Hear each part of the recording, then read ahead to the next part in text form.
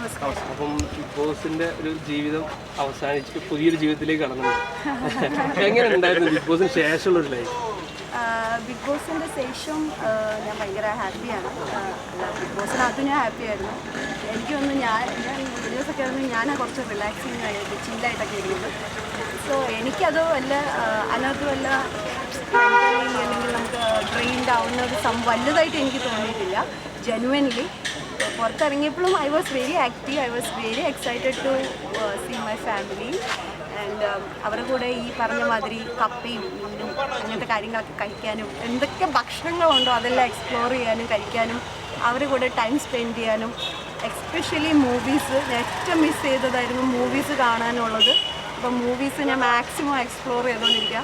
നമ്മളങ്ങനെ ഒരു സ്ഥലത്ത് പോയി ഇരിക്കുമ്പോൾ നമ്മൾ പല കാര്യങ്ങളും മിസ് ചെയ്യത്തുള്ളൂ. പക്ഷേ നമ്മൾ നിസ്സാരമായിട്ട് വിട്ട പല കാര്യങ്ങളൊക്കെ എത്ര ഇമ്പോർട്ടൻ്റ് ആയിരുന്നു ലൈഫിൽ നിന്ന് മനസ്സിലാക്കുക.